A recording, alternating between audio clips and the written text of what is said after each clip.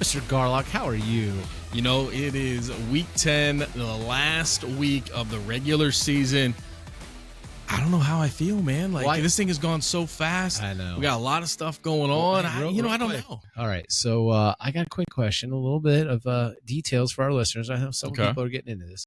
Cushion, stability, or style when it comes to your footwear? Dude. Cushion, stability, or style? Stuff. I don't know. I don't know that I've ever. It has to be style then, because I don't know if I've ever thought about anything other than, oh, that looks good. I put it on. Does it fit? No Great, transformation. You just go. If it looks good and I like it and it fits my foot, we get out of there. And then I might regret it later. But well, I honestly, I just think for so long, style was the dominating in that. But now, like, Hoka, and you got all these different brands out there. Yeah. Footwear has become I kind of enjoy it, honestly. So I just don't know that I care that much. I got to be like, I don't like to shop. I don't like to spend a lot of time. I'm like, oh, yep, that looks good. Does that fit? That's Great, true. cool. Let's really get out of here anymore. So. Right. Like, it's not, now when you're talking about a running shoe, that's all about cushion. That's all about comfort. Yeah. I don't care what that looks like, as long as it's comfortable and doesn't give me blisters. Those Hoka and that Fresh Foam New Balance, game changer. Like we said, it is week 10. Welcome back into the Varsity Locker Room. We had a great week in week 9. Week 10 looks absolutely incredible. I can't wait to get into everything. We got 3 big game of the weeks. We couldn't pick just one. Conference titles on the line. Yep. But before we get there, let's take a look at week 9's Frickers game of the week. And that was Marion Local versus Minster. What a battle. There are so many things that are being said and talked about right now when it comes to this Flyers team, and it's all very well earned. Earned. I mean, really. I mean, can you just say it again? Earned. Yeah. Well, they knocked off Minster 21-0. It is their 57th straight win, as it now ties the OHSAA all-time record. They share it with those Blue Jays over in Delphus. Yep. If they get a win this Friday night, they will set the new high mark, and then we'll see what happens come playoff time. But Minster, they actually did a nice job. They are a very good defensive team. They've been playing great defense all year long. They shut down that Marion Local passing game, but Marion Local said, okay, no big deal. We'll try the other way. And they found all sorts of success running the ball. They ran for 366 yards. Their quarterback, Justin Knopf, ran for 169 yards, 2 TDs on 14 carries. And then running back Parker Hess, he added 117 yards on 17 carries. Their third touchdown came from Drew Loss, as he ran that in on a short TD run. Most of Minster's damage came in the air. Their all-everything quarterback, Brogan Steffi, was 17 of 26 for 209 yards.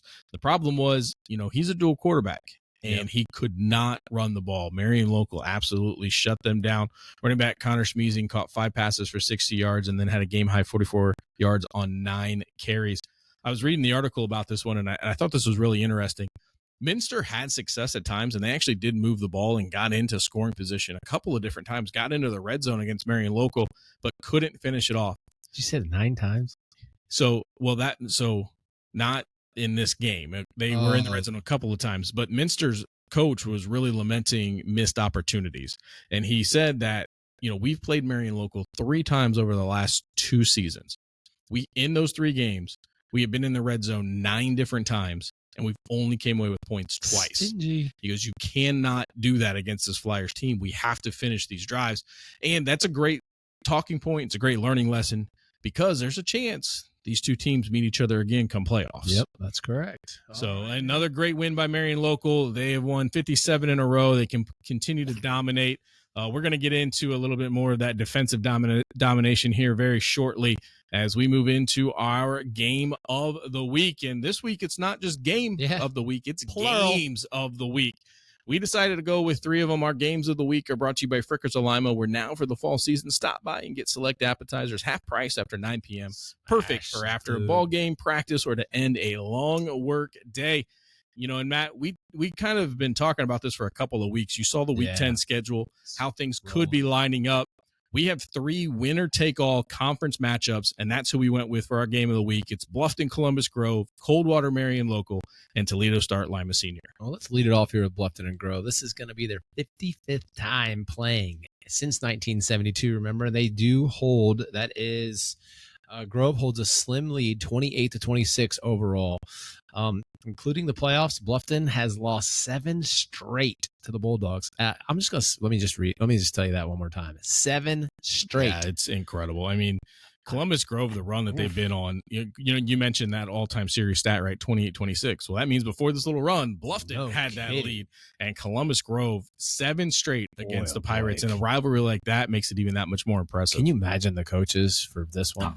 I mean, this week has got to be so intense. And if you got to think about, too, with Grove, they played LCC last week. That's another rivalry game. That was their toughest game so far this season. Right. And you got to come off of that, and then you got to move on from that and then get ready for this game that's a rough 2 weeks for sure. Both leading their regions right now. They're both going to host 2 playoff games at home. Bluffton is number 1 scoring offense and defense, with Columbus Grove is second in both those.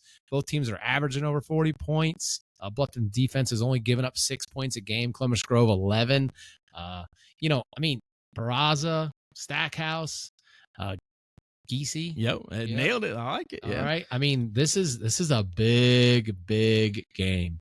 I'll tell you, I just can't wait to hear who you're going to pick in this one. Bob. Yeah. Well, I mean, you just mentioned those guys. They're the top 3 scorers in the NWC, 1, 2, and 3. But with all of that offense and all of these points that these teams put up, defense wins championships, Matt. Defense is where it's at, right? And both of these teams play incredible defense. They have both forced almost 20 turnovers on the season.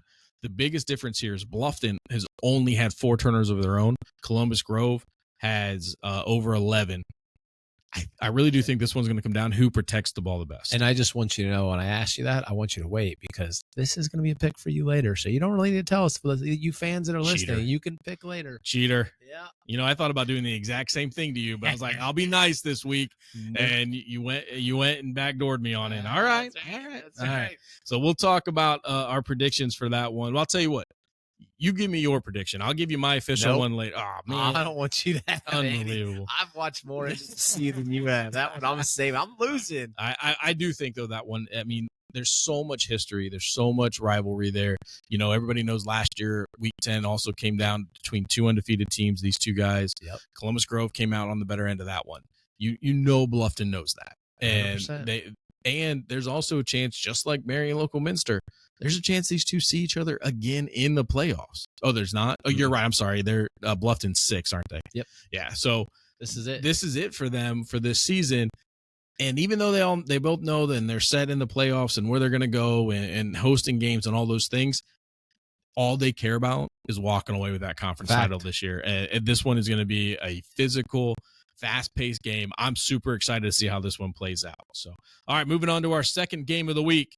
Coldwater versus Marion Local. Just another tasty treat. I mean, this might be the biggest game in the state on Friday night. Coldwater comes in undefeated. Marion Local looking to break the all-time win streak record. This is the 56th meeting between these 2 longtime rivals. Marion Local does have the small edge, 28-26-1. Marion Local has won 7 of the last 8. And listen to this stat, Matt. 13 of the last 15 MAC championships have either been won or shared by one of these 2 teams. Yep. They've been a part of every championship for over a decade. It's incredible how the consistency that these guys do. They are 2nd and 3rd in the conference in total offense and 1st and 2nd in scoring offense. Marion Local's averaging just over 50 points a game, which it seems unfair with how well they're playing on defense. Coldwater, absolutely no slouch whatsoever, 38 points per game, but that's only good enough for 2nd in that conference when you're playing with the Flyers. Defensively, they are 1st and 2nd in both run defense, pass defense, total team defense, scoring defense. These boys know how to play some football. Marion Local is giving up just around 2.5 points a game. Coldwater giving up 9 points a game. They are both plus 10 in turnover margin. Marion Local hasn't allowed a point since week 5. Wow. And they have only given up 3 touchdowns all year. Those were all rushing touchdowns. They have yet to give up a passing touchdown this season. I don't know what else you can. I mean, these are 2 very evenly matched teams, but Marion Local's defense is a step above anything that we've seen so far this season. Very good. I think one of the things that you're going to have to keep an eye on in this game, though, Coldwater is the 2nd most penalized team in the entire MAC, They're going to have to clean that up if they want to win. You cannot give free plays and free yards to Marion Local and expect to win those games. They're going to have to play near perfect to knock them off. And then, maybe some solace, maybe some of the coaches will play that 50-50, and whoever loses, maybe they walk away with like $20,000 because that 50-50 is ridiculous. Didn't they like change some rule where you can't sell them at gas stations and stuff now? I think at their gas stations. Yeah, I think they were selling them everywhere. Like you didn't matter where you went or where you. Well, the school probably appreciated it, like absolutely, yeah, like get all these people. But I think that they may have moved online. That's what a lot of places are doing, and it is jacking up. If it is, I'm getting in on that. Absolutely, I'm gonna. So I mean it's crazy. So it should be a great game. I mean, these two teams are huge rivals. These games are hard hitting. There's so much extra to it. It will be an absolutely packed stadium over in Coldwater. This is another one. I just cannot wait to see how this one plays out. All right, we got Toledo Start and Lima Senior for this one. Going to be a very, very big ball game here. This is the 5th meeting between the Spartans and Start. Thank you, Toledo Start. I don't even know what they are. You know what they are? Yeah, they're Spartans. Two Spartan teams, man, going at it this week. Oh, how about that? Lima Senior's got that. They have yet to lose, but caveat to that is they're 3-0-1. But 3 of those games, 3 of the 4 games so far were played back in the 70s. They took a big long break before they picked this back up when TCAL played last year. So. Well, Lima Senior going for their first undefeated season in school history, but it looks like they might be without Boog Wilson as he had a foot injury, and he's their leading receiver. Janias Hall, first in the country in passing with over 4,000 yards and throwing 55 TDs. Insane. Khalik Wash and Kenyon Smith, obviously, both stacking up yards. Wash has got over 1,000. Kenyon's got over 700. They obviously won't have any problem picking up the role if Boog can't play. Lima Senior's a 22-point favorite and is currently 9th in their region. They really want this one. Yeah, I mean, this is going to be their toughest game so far this season by far. It was their toughest one last year as well. They won 26-14 last year to win the TCAL title. It's not the TCAL's fault, and it's not Lima Senior's fault that right now the schedule isn't helping them when it comes to playoff positioning, right? You're 9-0 and you're sitting 9th. Absolutely. That the computers aren't being very kind point-wise because of the schedule that they've had to play this season. It's got to be rough being 9-0 and thinking we may not host a game. They have to have this one. They win this one, I think that they'll be okay and they'll jump up into that 8 seed, maybe the 7 seed.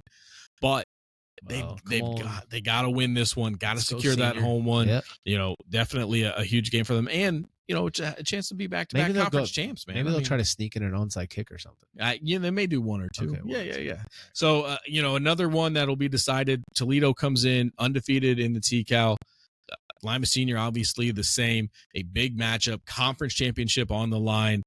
It's exciting. Yeah, it always adds that little extra to it. Everybody gets that little extra. There might be a little rain though on Friday night. Ooh, it'll probably go away. It hasn't rained in 4 months. I'll tell you what, though, a little cold rain dumping on everybody, going to make conference games even that much more, unpredictable. Yep. You got to love it. Week 10, baby. It's the best. All right, man, let's move on to the conference rundown. This is brought to you by Stallion Insurance, looking out for you and your family for over 100 years. Top-tier agents who treat you with respect and get you the answers you need when you need them. We really appreciate Stallion Insurance, everything they've done sponsoring the show. Let's head into the NWC. Nate, we had LCC was over at Columbus Grove. I was in the house, and they gave the Bulldogs all they could handle, didn't they? It was a solid game. Barraza had a big night. He had 31 carries for 183 yards and 2 touchdowns. Both those touchdowns were in the second quarter. Hopkins was 5 of 7 for 90 yards. Made his 4th start at the quarterback position after moving from wide receiver. Matthew Quatman finished with 13 carries for 15 yards and a TD. Brady Parker had a very strong game. He was 12 of 17 for 161 yards. He also ran it 16 times because they were stacking the box, and Coach Baldy loves to do that little RPO, and he loves to run sweeps with his quarterbacks, including 2 rushing TDs. We had an onside kick there. The T-Birds did at the end to try to see if they could get that. Saw some controversy online about that, didn't you? There was a young man from Lima Central Catholic Lawson Floors who ran down, almost snagged it himself. Yeah, he did. And then they obviously learned from the Grove coaches, was my perspective. The Grove coaches helped him out a little bit and let him know that that's not a legal play, which they were right about. It Yep. wasn't like you have to let that hit the ground first before you touch it. Yep. So it was a big game, though. T-Birds played real solid on defense. They actually just gave two of those scores. Actually, two were big plays, and one was a short field on a fumble on a kickoff. So, again, Grove, solid, beautiful night, great facilities, wonderful evening. Bummer the T-Birds didn't come out with a victory, but I'll tell you, they don't have anything to hang their hats. They'll be looking for a rematch here in a few weeks. Yeah, well, and you got to think that, everybody's got to be, nobody loves a win, but obviously if you look at it objectively, you got to be feeling a lot better about where this T-Bird team is after this loss compared to the Bluffton loss. Yep. And things seem to be getting better. Matthew Quatman getting a little bit healthier. Things seem to be going the right direction at the right time of year as you guys head into the playoffs. Yeah. Well, speaking of Bluffton, they were playing Allen East. The Pirates rolled up 182 yards rushing. They passed for 188. Nate, the score is 43-7 in that game. Allen East only netted 96 yards on the ground against that tough Pirate defense, and they amassed 73 yards through the air. Lavelle led the game for the Pirates with 56 yards and a pair of scores on 8 rushes. He also had a catch for 17 yards. Landon Worcester had 42 yards on 7 runs and a TD. He also had 1 catch. We got Stackhouse. He had 11 yards on 4 runs. He also caught 2 passes of 44 yards for a TD. Giese had 46 yards and a TD on 4 carries. He completed 10 of 17 for 188 yards. Pretty much it was Bluffton all night in this one. Yeah, that offense week in and week out has just been really incredible, and that defense continues to play great. Crestview at Spencerville, a little bit of a shocker here for me in this one. It was, yeah. When I was doing the prep work for this, Crestview gets out to an early lead, 14-0. Leith has a couple rushing TDs, and then the old turnover bug hit. And really big 2 picks, 1 a pick 6. They also had a turnover on the kickoff, which really just, I think, kind of closed out, opened the floodgates, really kind of buried them. 21 unanswered points right there. So that was really the story of this game. Putman had 1 of the picks. Barton had another one, and Orr did throw for a touchdown to kind of make it 21-7 at half. So we'll see if Spencerville can get back on the winning streak here, or on the winning side next week. Fort Loramie was at Delphus Jefferson. Loramie had a pick 6 to open the game. They blocked a punt for a touchdown. Maxwell hit threw a 49-yard TD in the first quarter. And Jefferson, however, was able to get a scoop and score in the first quarter. So it was 27-7 at the end of one. Those Jefferson kids, they play hard. They're up against really tough because there's not a lot of depth. Luke Rohde did hit Jace Linneman for a 17-yard TD to be the final score of the game. But give those kids credit. They're chin strap brothers. They come in every week, and see what they do next week. All right, moving on to the Western Buckeye League, starting first with Ottawa Glandorf as they visited Shawnee. And Shawnee won almost every statistical category against the Titans, except for the most important one, and that's the score, as OG won 21-14. OG's defense made a huge stand towards the end of the first half when they stopped the Indians 4 straight times at the 1-yard line. You got that, people? 4 times on the 1-yard line. Just to pour a whole bunch of salt into that wound, the offense takes over on the 1-yard line. They then go 99 yards on 3 plays. It's a Brown stat. As they put one in. And ultimately, that really ended up being the difference in this one, as it was just a 7-point game. Shawnee outgained OG 389-278 and ran almost 40 more offensive plays than the Titans. Peyton Coleman was 9-16 for 200 yards. Grant Evers he ran 13 times for 64 yards, which actually put him over the 1,000-yard mark for his career. So a nice career highlight for Grant. He's been playing really well this year. He was our player of the week 2 weeks ago, doing an absolutely fantastic job over there. So congratulations to him. Dane Dooling had 2 TDs for the Titans. You mean Dirts. Get it out there. Including a 52-yard touchdown that came off a tip pass. And not just a regular tip pass, Matt. OG set up a screen, okay? Shawnee did a great job. They snuffed it out, got a big hand up on the lineman, tapped it up, didn't go anywhere past the line. Dane Dooling just happened to be there, looked up, was like, oh, takes it, turns, touchdown. No. Yeah. I mean, heartbreaking one if you are an Indians fan. For Shawnee, Caleb Bacom, 20 of 33 for 252 yards and a touchdown. He also ran 19 times for 62 yards. Michael Garlock led all receivers, 7 catches, 100 yards. Reese Davidson added 81 receiving yards as well, as that was a heartbreaker for the Indians, but they played OG tough. OG, though, doing a nice job of moving through and looking to set themselves up for a nice postseason run, for sure. All right, another surprise one here, Salina and Defiance. Salina knocks off Defiance 28-6. And it wasn't that Salina won. For me, it was a score. Yeah. Well, listen to this. This is this stat, right? After Defiance won 5 straight, they averaged 30 points per game in each one of those wins. Defiance has now lost 2 in a row and scored a combined 6 points in those losses. What is going on? Yeah, there's something that they got to try to fix over there in Defiance. And their coach even admitted it. He just said, listen, we may be in the playoffs, but we're not a playoff team right now. We've got to fix whatever is going on offensively. Get back to practice, brother. So this was a big defensive battle where neither team had over 230 yards of total offense, and it was a one-score game until a 100-yard interception by the Salina defensive back, Cohen Harder. That gave Salina their cushion. And then on the next possession, Brez Zipfeld threw his 3rd interception of the game. Salina put the game away with a John Lutz 2nd touchdown of the game. Lutz rushed 14 times for 142 yards to go along with those 2 TDs. Salina got a touchdown from Parker Berkey. For Defiance, Anthony Wilder and Noah Gomez each ran for 61 yards, with Gomez scoring the lone TD. One of the bright spots for the Bulldogs, though, those 61 yards put Anthony Wilder over 2,000 yards rushing for his career. So he has had a fantastic career over in Defiance, and he hit the 2K mark. So congratulations to him. It's a heck of a mark. Moving on, Bath at Wapak Canetta. Wapak clinched the outright WBL championship with the 48-20 victory, and they stayed undefeated for the season. This is their 16th title and 8th time that they haven't had to share this with anyone.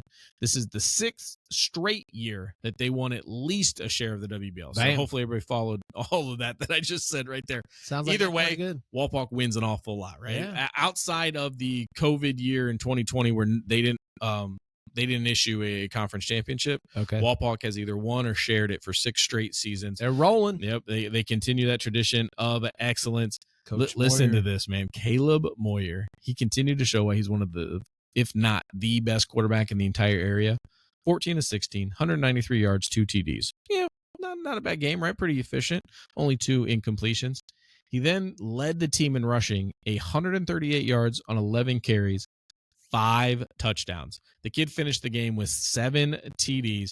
Caden Page was his top target, catching 7 passes for 83 yards and a TD. Jarrett Mullen ran for 101 yards. For Bath, Zach Welsh, he had a little bit of an off night by his standards, 14 of 24 for 131 yards and an INT. He rushed for 98 yards and 2 touchdowns. Mikey Hale rushed 12 times for 89 yards and a TD, and Logan Markley had 6 catches for 67 yards. Wapak just continues to show how dominant they are as they get ready to make a run in Division III. Moving on, St. Mary's at Elida.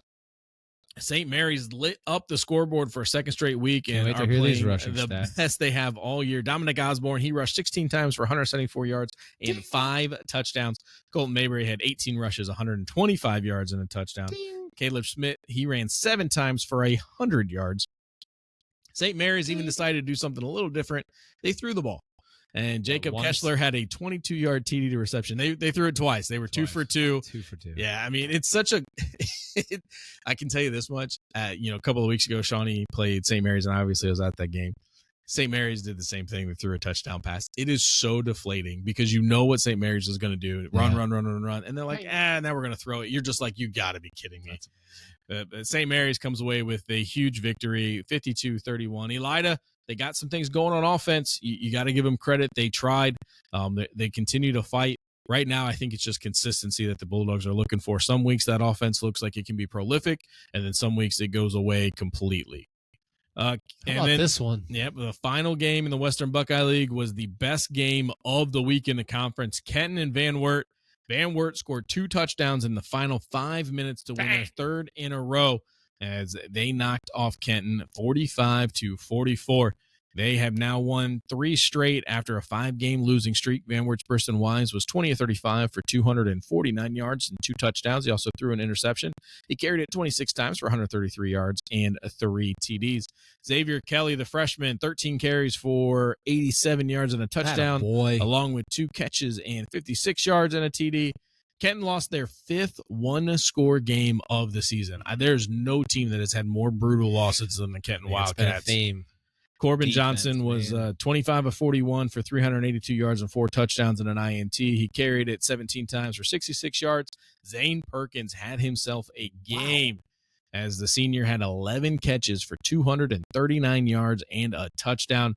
Maddox McFarland had 2 TDs receptions, and Maddox Hummel closed out the scoring for Kenton with a touchdown of his own. All right, man, let's head over to the MAC. We already talked about Marion Local Minster and in Fort Recovery. All Anna here, brother. Alex Shappy passed for 4 touchdowns as the Rockets defeated the Indians 49-6. They improved to 6-3 overall, 4-3 in the MAC. Indians fall to 2-7. They were outgained 289 to 127. Anna's punter took a night off. He didn't have to punt at all. That's an easy night if you're the punter. You don't mind that. Reese Wendell was the only bright spot really for Fort Recovery, and that's what they do. They run the ball. He did have a 32-yard touchdown right before the half, and he finished with 73 yards. Versailles versus Coldwater. Miles Potcotter rushed for 2 touchdowns and had one of the 2 Cavalier interceptions, and he returned it for a touchdown. Coldwater won big as they pretty much 28-0. I mean, Potcotter also had 2 run-ins in that first half. He had a reception. Blockberger ran for a touchdown. Owen Kunk later had a 25-yard interception return. Man, that is a lot of interception returns. Yeah, well, I mean, is there a team that has had a bigger reverse of fortune than the Versailles Tigers? I mean, this is a team that was 5-0 4 weeks ago. Isn't the MAC so humbling? I mean, really, for sure. And the greatest thing for corner every week. Well, and if you're Versailles, the most exciting thing that you can see is the playoffs. Right? I know. Because you're like, D5, good. We don't have to see any of these guys anymore. Seriously. And they may finish the year 5-5 or 6-4, and then make a run to the state title game. I mean, it's crazy. Yeah, it was 42-7 at half, and pretty much it was over. So St. Henry at New Bremen, what a game this was. Charlie Whirling, the quarterback, goes out, while the game is tied. And the article in the Daily Standard said, but then he returned for the drive. Guess what? During that drive, he ran it 6 times while injured, and leads them to a 21-14 lead with 2 minutes and 42 seconds to go in the game. He threw for 2 Ds before getting injured. For New Bremen, Muther ran for a TD, and QB Dickey threw to Muther for the other score in that game. But they said it was a battle. I'll tell you what, New Bremen's coach was very deflated in his interview after the game because he thought they had this game. And he was very concerned now about how the mindset, this tough MAC. And I don't know if you see, but when we talk about the next game, St. John's just whacks Parkway. Yep. They got the offense going, didn't they? Everybody thought, St. John's, as they're struggling with injuries and everything like that, they beat them 40-21, and that was kind of the quote the New Bremen coach said. He's like, yeah, okay, go ahead. It's an easy game. You're heading to St. John's. He's like, I've never heard that before. Right. During that St. John's game, Riley Mueller rushed for 125 yards and 4 touchdowns as the Blue Jays then ran away in the fourth quarter. Parkway did play tough in the first half. It was 14-7. I'll tell you what, that's the tale we talk about with this Parkway team. They've had some games where they're in there at halftime and just got to put 2 halves together. Thomas Hagg had a 90-yard kickoff return for Parkway. Braden Bruns was 21-24 for 215 yards and 2 TDs, and Wyatt Carpenter had 6 catches for 89 yards.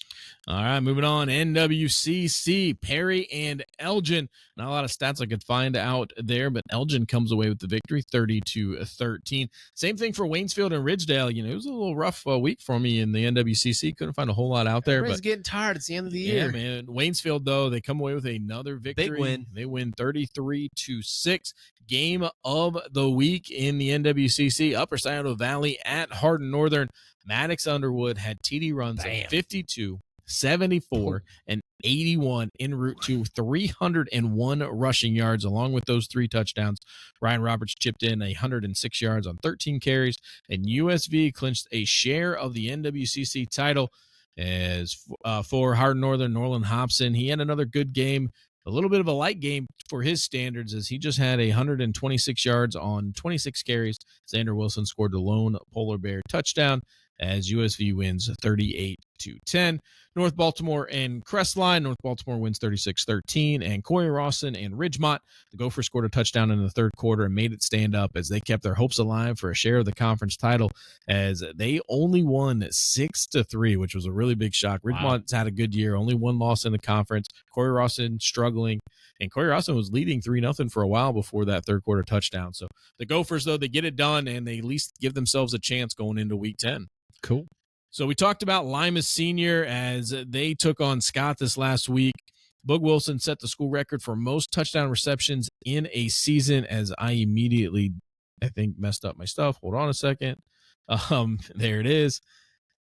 He did set that TD reception prior to being injured. That's Lima Senior cool. Continues its onslaught on every scoreboard that it comes in contact with. They win 49-0. The big story, though, Boog got hurt late in this one. It's going to be, up in the air whether or not he's going to be able to play moving forward. He may miss this week, and we'll see what that does for the Spartan team and at least their mentality. He's a stud. Yep. Ada at Pandora. Levi Green had 121 yards rushing and a touchdown on 19 carries. And he struggled in the air, though, only going 9 of 20 for 97 yards. He did throw a touchdown pass to Gavin Oldfeld, but Pandora's rushing game was way too much. Solid. As Ada fell to 5-2, Pandora Gilboa knocks him off 34-14. Yeah, it was an off night. Levi's been doing a good job in the air. I think they're both in the same region. Yeah, they may see each other again. Ada's still sitting really well. They're going to get a playoff game to host. They play a tough Lipstick team this week, though, in Week 10. We'll talk about that here in a little bit. They're going to have to make sure that they come through in that one. And to wrap up our recap for Week 9, Findlay against Toledo Whitmer. And it was a big win by Whitmer, 37-6, as the Findlay Trojans continue to struggle this year. All right, let's do our player of the week. Brought to you by Matt Q Properties, serving Allen County and surrounding counties since 2006. The best view is with Matt Q. Well, I went with a Rough Rider, Dominic Osborne, 16 carries, 174 yards, and 5 dirts, my friend. I'll tell you what, that is an outstanding performance, young man. Get yourself some cotton. Big win for St. Mary's against rival Elida. And I stayed with a running back as well. I went with USV running back Maddox Underwood, 301 yards on the ground, 3 touchdowns, and he helped lead his team to at least a share of that NWC title. And this is the 3rd time that they have won that conference championship since they joined. First time since 2021. So it was a big game, and Maddox Underwood's been getting it done all year long. But, man, 300 yards on the ground, that is a big feat. Congratulations to him. All right, brother, let's talk about what's going to come up this week. We got LCC versus Crestview. LCC will look to get back on the winning side, keep Parker rolling, and Matthews should be getting back to both sides of the ball for the T-Birds. See some increased workload with him. Strong defensive need, though, this week because Crestview was hot. Hucks and company are coming in confident. Leith had some touchdowns. I'll tell you what, this one is going to be one you want to follow because Crestview can really, I don't know if they're on, we'll talk about that when we get down the show, but I don't know where they're at in the playoff picture, but I'm sure it's a big deal for them. And same thing for LCC to get themselves back in the top half of the bracket. Allen East versus Fort Loramie. Allen East struggled last week, but I'll tell you what, I'm calling over 60 pass attempts in this one for those of you that have FanDuel for high school. They are going to be chucking this ball everywhere. Gabe Hart's leading the conference. Keegan Jones didn't start at the beginning of the year, but he already thrown for 1,000 yards. Jack Thompson's got 500 yards rushing. I'll tell you what, Loramie's a 7-point favorite in this game. You a little shocked that it's that close? I think this one will be and I think that what do you say that again? Are you a little shocked that line's that close? That it's just a 7-point game? Yeah, I am too a little bit. So I think that gives Allen East a lot of credit because I thought Fort Loramie would be a heavier favorite. So this should be a lot better game than I think people think it will be. I think we will be in our houses and refreshing the score because I think this thing's going to take a while. There'll be some scoring, and I think there's going to be a lot of passing, a lot of dead balls. I agree with you. Spencerville at Delphus Jefferson. Spencerville Senior Carter leads the Bearcats in their rushing attack as they head over to Jefferson. They're in, so let's just get healthier and let's just get right, Go over to Jefferson and play a struggling Jefferson team and see what 4 quarters can put together for them. That's a showcase game. That one's on Thursday night this week. So oh, really? Yeah, Thursday night game. That. Yep. No kidding. Yep, they decided they wanted to be the kind of the standalone. Me and my boys were talking about that. They were like, "What do you think?" And I'm like, I don't mind it as a parent, as a dad, and as a football fan. But my boys were talking about how much they're like, "Dad, it would be horrible to have to go to school the next day feeling like." Well, they kind of know, right? Because that LCC Shawnee game has been Thursday night the last couple of years, and I've thought the same thing. I'm like, as much fun as it is, you're like, all right, it's Thursday. Like, you get done, you're like, man, I gotta go. Like, there's still a day of the week left. I'd much rather be waking up on a Saturday morning. I agree with you. All right, Western Buckeye League, Elida at Van Wert. Whichever team wins this one, they are most likely in the playoffs while the losing team is heading home. What? So this is an elimination game. Van Wert on a 3-game win streak, and the offense looking way more like that Cougar team that we're used to seeing. Elida's offense got back on track against a tough St. Mary's defense, though. And even though they lost, they got to be feeling a lot of confidence coming into this one, Matt. 31 points. They got to be feeling good. They at least know that they can get some things done. Van Wert. Those are two. Just from a lens of just doing this show, that's 2 tricky teams right now. It really is. It's hard to judge. That's a hard one. I hope that's not coming up for me. Van Wert. Let's pause this and we'll get back to it. Maybe let me do some research. No, Van Wert. They hold the all-time series lead 32-19, and they've won the last 6 against the Bulldogs. Briston Wise comes in as the leading rusher in the Western Buckeye League. He's got to be on his game, though. I'll tell you what. He's going to be running around all night long, and Parker Krim will not be too far behind him as he leads the league in tackles for loss. Should be a great matchup with a lot on the line in Van Wert. Shawnee versus Kenton. Both teams have already been eliminated from the playoffs, but they're looking to end their season on a positive note. Game. Yep, trying to carry some momentum into the offseason. If you're Shawnee, you're in year 1 under Coach Wireman. He's trying to kind of build things back up. No better way of heading into that offseason than coming off of a victory, getting everybody feeling positive. And if you're Kenton, you got to find a way to get the taste of those 5 one-score losses out of your mouth. So this is a big week for both of these programs as far as how that's going to impact them moving forward. J.J. Spiker came back from injury last week. He played limited minutes. He lined up at quarterback in the first half and then took a hit, actually fumbled the ball. I didn't think we were going to see him the rest of the game, but then Shawnee was dealt a very big blow with the injury of Cole Sunderland. He went down, injured, had a leg injury, couldn't come back. So JJ comes in the second half, plays running back, actually scores a touchdown for him. The ability for both of those guys to play and to be effective, it's going to go a long way in deciding who wins this one. Shawnee's defense played well against OG in that loss, but they're going to need another big effort against a Kenton team that knows how to score. They average over 30 points a game. They have the top passing offense in the Western Buckeye League with over 300 yards per game. Zane Perkins is coming off one of the best receiving performances in the entire area with that 239 yards.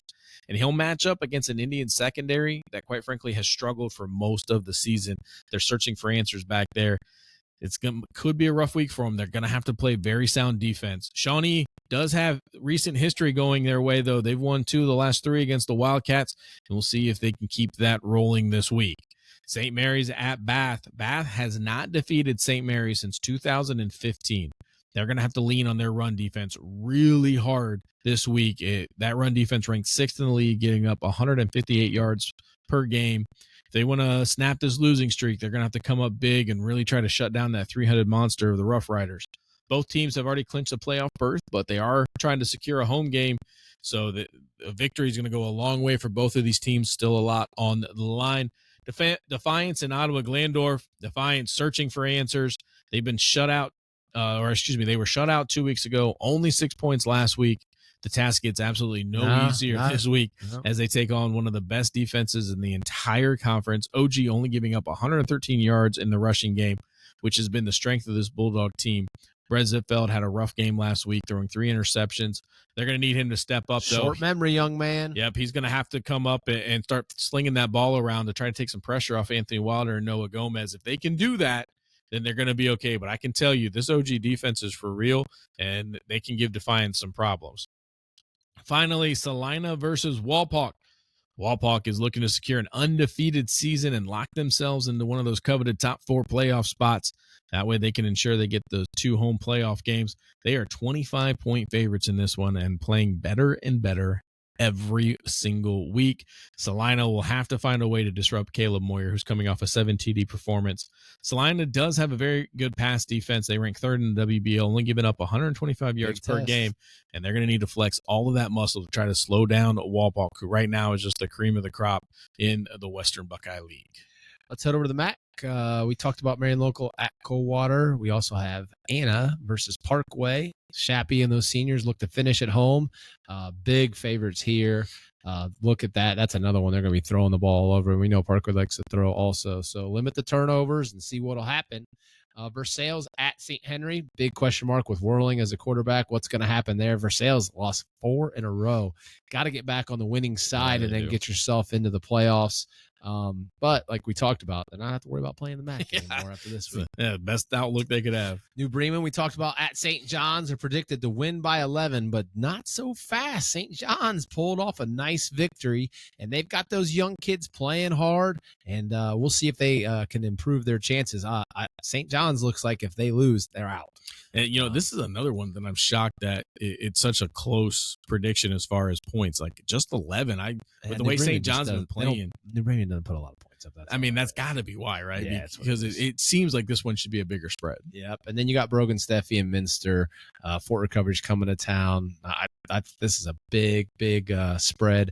I look for Minster to get the hay in the barn early, and Fort Recovery really can't do anything but run. So Minster's going to be a heavy favorite in that one. Yeah, I think this is a get-right week for Minster for sure. All right, NWCC, Perry traveling to Ridgedale.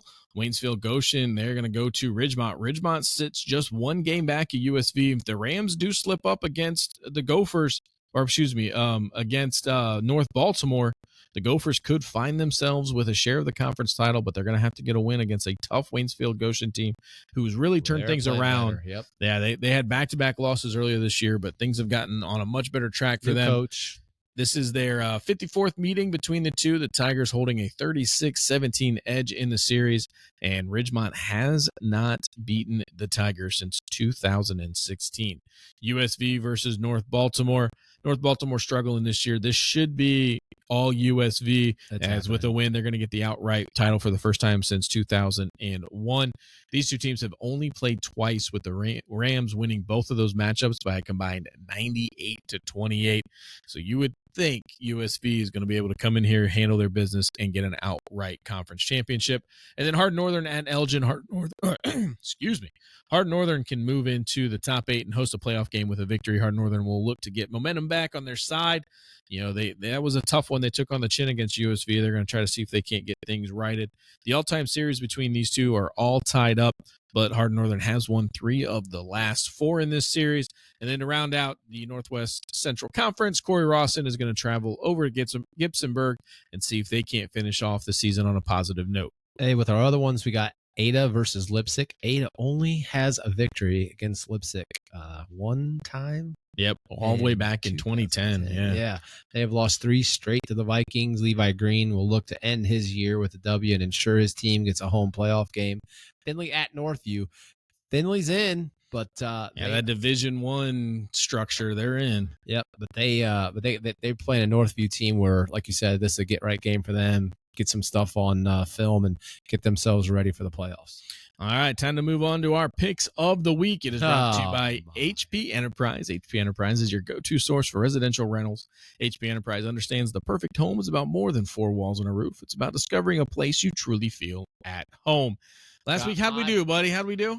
Well, it looks like we did fine. I mean, it depends. If you think losing to me yet again is fine, then yeah, you're right. It was fine. I went 2-1 last week. Matt went 1-1. Hey, it's consistency, buddy. I mean, Crestview, you were getting 10. Those turnovers killed me. Yep. And so I hold a 16-10-1 lead. Matt 12-14-1. The season quickly coming to an end. We'll see though if you can make up any ground this week. All right. In week 10, you can go first, bud. St. Mary's at Bath. Bath is getting 20. That's I mean, you're a WBL guy. That's a coin flip game because you don't know who's going to show up. You know St. Mary's going to put up points, but if Bath can score, then they'll stay in the game. It's at Bath. Boy, oh boy. I'll take the points. All right, Bath is your choice. St. Henry versus Versailles. I'll take Versailles in the 11. Okay. And the next one is Allen East +7 versus Fort Loramie. I'll take Fort Loramie. All right. Your picks are made. Let's see what you got for me. Oh, here we go. Columbus Grove, Bluffton, -1. What is wrong with you? Oh, you'll get it right. You've gotten all these coin flips right all year. I'm actually nope, delete that. I'm going with Bluffton, big guy. I knew you were. Yep. Yeah, I'm gonna go with Bluffton to pull the upset. I think defense is gonna be a big deal. And even though there's some question marks about Bluffton that I've had all season long, I mean, just to be candid about it, their schedule hasn't been super difficult. They haven't been challenged, but they've also have that little bit of extra for revenge this year. The defense has looked good. And they're home. And so I think LCC helped Bluffton out this week. I think that they put some things on film that are going to help Bluffton prepare for Grove and slow Grove down a little bit. And so I'm going to go with Stackhouse and Giese to get things going on offense. That defense, I think, will be big. And Bluffton comes away with the NWC title. Pick number 2, Lipsick and Ada. Ada, the favorite by 4. And, I was a lot more confident about Ada last week, and Pandora really handled them pretty well. But I think that they get back this week. I'm going to go with Ada to get the victory over Lipsick. Defiance at OG. OG is a 6-point favorite. What are you doing to me, man? That's a tough one. It is. Because Defiance is a really good team. The last 2 weeks, they are not playing well at all, though. OG's defense is legit. Give me Defiance. I think that they refocused this week. I think that their coach was really not happy with the effort he's seen the last 2 weeks out of his team. I think Wilder gets things going back in the right direction, and they come away with that victory. Boom. All right, time to take a look at flurry, the fast and flurry push, man. And we're getting out of here. Yep, as this one's winding down, we are into week 10. The playoffs are upon us. We did this last week. Well, let's get our little sponsor some love here. Yeah, Healthy Kids Running Series in Lima. They are a national nonprofit organization that engages communities and families by providing an inclusive youth running experience for kids 2 through 14 while inspiring them to believe in themselves and lead an active and healthy lifestyle. You can find them on Facebook at Healthy Kids Running Series, Lima, Ohio. And they've had some great weather to run in. They have. And I've been out there. It has been beautiful for those kids. Outside of week 1, it has been absolutely gorgeous, and they've had great turnouts. So shoot it, man. Division 1, Finley's in. Yep, not much to talk about here. Yeah, we're good with that one. Moving on. I'm a senior. You covered that one pretty well. I mean, they do not want to be in that 8-9 slot. Yeah, I mean, a win will help them. Anderson according is to tough in that region, guys. That's why we're saying that, because if you get by the 8-9 game, which won't be a gimme, you're facing Anderson, who is. Even Xenia up there is legit. I mean, this says, according to Joe Idle, with a win, Lima Senior can finish anywhere from 3 to 9. So even a victory doesn't guarantee 3 to 5 is them. where they want to be. Yeah, and if with a loss, they'll be right around that 8 or 9 spot. So still a lot to be settled in that region. The moral of the story is Lima Senior has to win. They got to come away with this victory to hopefully set themselves up with a home playoff game and hopefully a round 2 game that's not quite as daunting. So Division 3, Region 10, you got Defiance. We just talked about them. Yeah, baby. They're really about the only one in this one. With a win, they can move all the way up to 5, maybe even fall. With a loss, they're going to stay in. They've clinched this spot. But I think for Defiance, the big story is just about getting things right. Get that offense going right. Feel better about what you're doing. Everything will be a little bit better for them. Shawnee still technically in it. They're all the way down at 19, though. They've got to win, and at the best that they can do, they need a bunch of help, and the best they could get was 16. If you get 16 in that region, you have to go face TCC. Sometimes, finishing with a win and maybe not having to go see Toledo Central Catholic wouldn't be the worst thing in the world, right? Bob Hope's cousin. So, no Hope.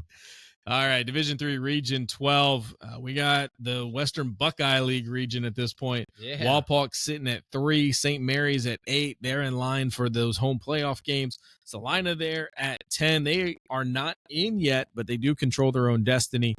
With a win, they are absolutely secured, even have a chance at a home playoff game. With a loss, they could still get in. Not much to talk about here. I think the big thing is going to be Walpock, and if they can maybe move up to that 2 spot, set themselves up for maybe a nicer run, and they can avoid Tip City until a little bit later on down the road. But we'll see how that goes. St. Mary's playing better. I'm not sure if you're in this region, anybody wants to see the Rough Riders right now with how they're playing, especially as you move through the tournament and weather turns and all Absolutely. that stuff. You want to try to avoid them if you can. Look at our Titans up there, 10. Yeah, OG with that win against Shawnee moved up to 10th in their region. Got a It's chance Region to 4. go all the way to 4. That's right. Division 4, Region 14. If they can get this win in Week 10, they could jump up. And right now, I think their whole goal is just to try to see if maybe they can't get that home playoff game. That is very much in play. With a win, I think that they'll get it. That Sandusky, Perkins. Yeah, they play in a weird region over there with how that all is done. Ontario just got beat by Shelby. I heard it was a close game. That's where that kid's going to Ohio State. Yeah, well, and if you're OG, none of these are really that close to you, right? So you want to try to avoid traveling at all costs if you can. So we got at the back end here, Van Wert and Elida. Van Wert and Elida. Am I missing something? Oh, yeah. Sorry, I missed that down here on the second page. With a win, Van Wert gets in, baby. Yeah, but we said this is an elimination game here. Van Wert and Elida both sitting outside that top 16. Van Wert at 17, Elida at 18. Get that win, they can move all the way up to potentially 13. So that's a big game, and that'll be a fun one to watch because even though conference championships aren't on the line or anything, when it's a win and in situation, there's going to be a little bit of extra on that one. This Division 5, Region 20, I'll tell you, Bath, they, playing St. Mary's, that's a tough draw there at the end, but I'll tell you what, nothing will get you more ready for the playoffs than playing St. Mary's. Yeah, absolutely. And even with the loss, they are still in. They've clinched their playoff spot, but if they can knock off St. Mary's, give them a nice draw. They're going 2 home games possibly. They're going to move up potentially as high as 4. I would think they'd probably settle around that 6 or 7 mark. They get the home playoff game, a much better draw for them. So still a lot on the line for the Bath Wildcats. I'll tell you what, it has been a heck of a season for them, regardless of how Week 10 handles. And then we move on to Division 6, Region 22.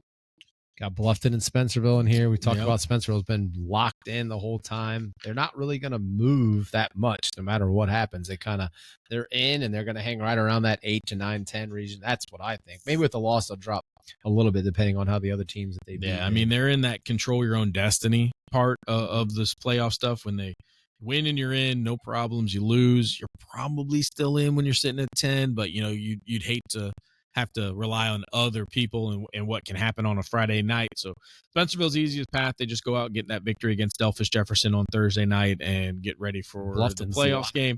They're locked in. They're not going to fall out of the top 4. They're hosting 2 playoff games regardless. So, it kind of takes a little bit of pressure as far as having to worry about that secondary. Sure. And you can just focus solely on winning that conference title. Sitting down at 18 in that region, Allen East. Crestview's at 20. We talked about this kind of in the preview. Both these teams need to win. They still are very much alive in this playoff hunt in this region.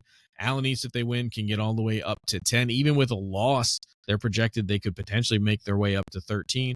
For Crestview with a win, they're going to jump all the way up potentially to 11. No guarantees, though. Even with wins, both these teams could find themselves looking out. But all you want is a chance, right? That's right. And that's what they have.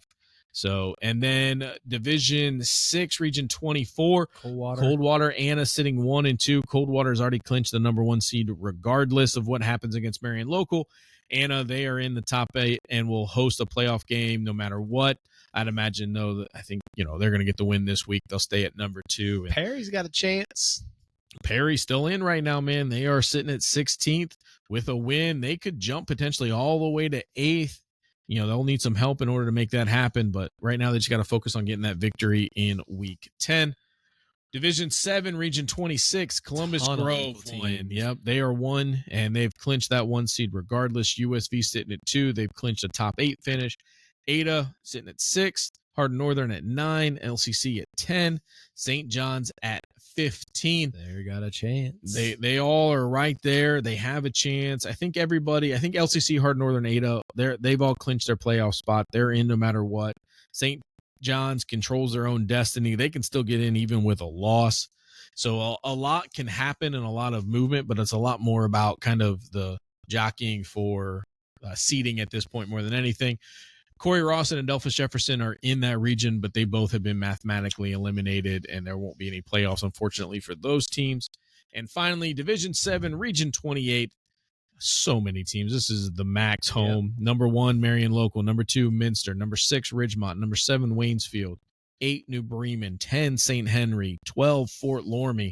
And even back down in the 20th position is Fort Recovery. This one is an absolute gauntlet. And at the end of the day, man, it's all going to end up going through Marion Local. I think you got to still play the games. Everybody wants to get in.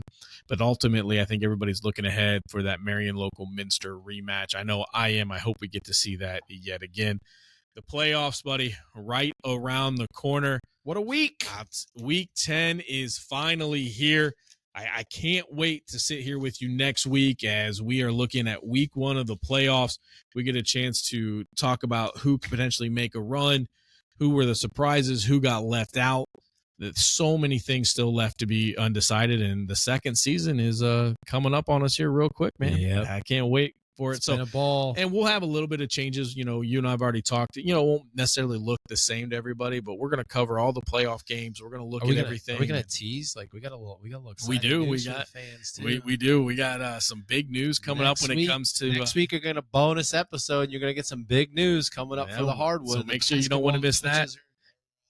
The basketball coaches are getting their open gyms ready or thinking about all that stuff, polishing the whistles, and we got some exciting news for you guys. We got, football season turns to the postseason, but a lot of people looking towards basketball already, and so are we. So high school sports, nothing better. We did a thing, and we can't wait to talk to you guys about it and set you up how the winter's going to look for everybody. So next week, make sure you don't miss the playoff episode. You don't want to miss our special announcement as we'll have the bonus episode for you guys. So much happening inside the Varsity Locker Room. Matt, somehow we are already at the end of the season. It's been a great year so far, and I can't wait to finish this thing with a bang. Yes, sir.